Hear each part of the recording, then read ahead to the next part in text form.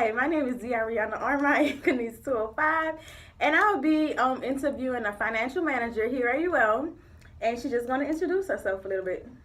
I am Gina Nevels. I am in control of most of the purchasing that goes on for the kinesiology department or School of Kinesiology at UL Lafayette.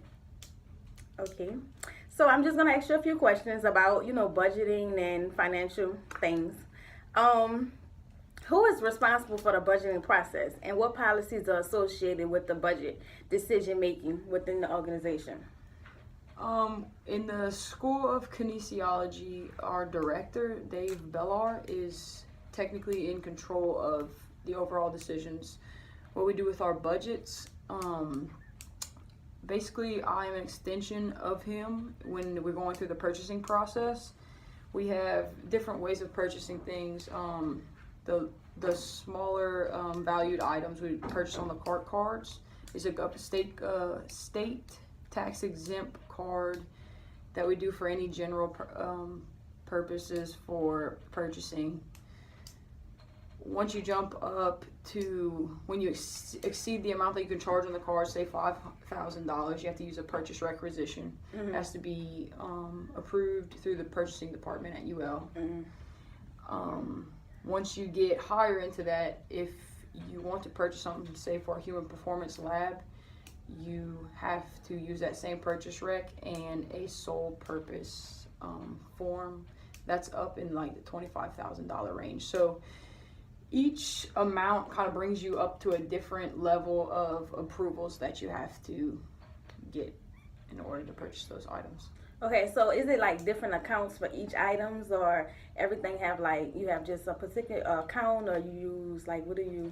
Okay, so when purchasing for the cart card, for example, this card you use it just like a regular credit card, but once you go and you get that statement in at the end of the month, you can associate any type of account with that specific charge.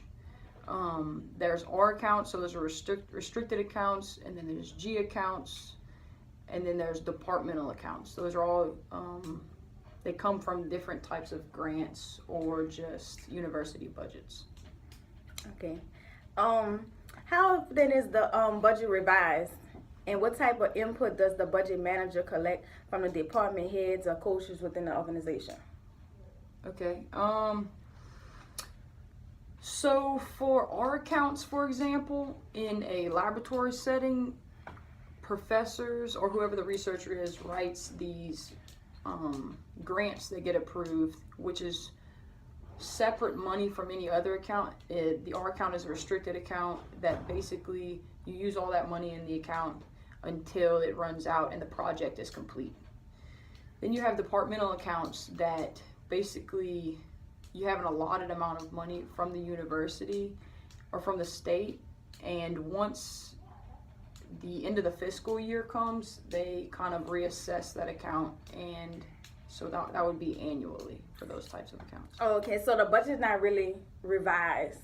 You just use the money that's in the account, and once that money is gone for that particular project. Those are for the restricted accounts, so Okay. that would be like a research project. When you're looking at the departmental accounts, those are revised annually, and that's kind of far above us by the university.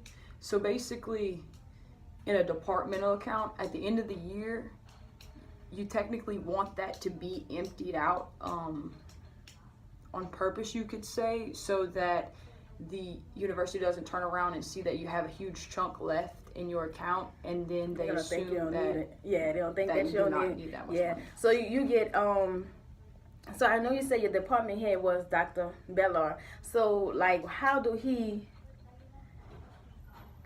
put his input about this budget, that the part that you do? You just have to get it approved by him, or he don't tell you like what could you buy and what you can't buy within?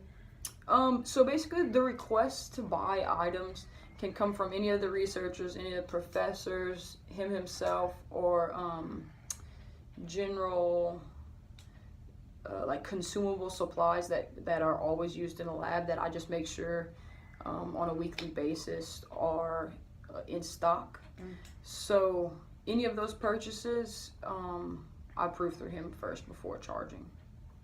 Okay, and do all employees have access to this budget information, or is it something that you just do and So just show to him? the actual budget, the physical number, I don't have direct access to. I have to go through Dr. Bellar, which is why he does the approval, because he knows how much is there. Then in some of the restricted accounts, the researcher themselves, so some of the professors, they will have access to it because it was a grant that they had written and something that they're utilizing for their personal projects. All right. And why do you think other people don't have, like, other people in the department? If it's not like how you have to go through him to get the budget information. Like, why do you think it's not just accessible to you?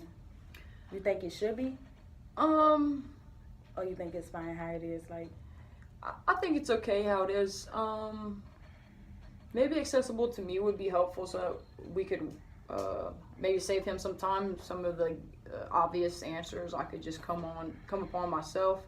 But as far as opening up to everyone, I wouldn't personally think is a good idea, just because everybody might have a different idea of what's best to do with the money and might be unaware of other things that have to be taken care of. Right. So just might create problems that way. And you kind of answered the next question already. You said that the budget was the figures are being fixed like year to year, like annually.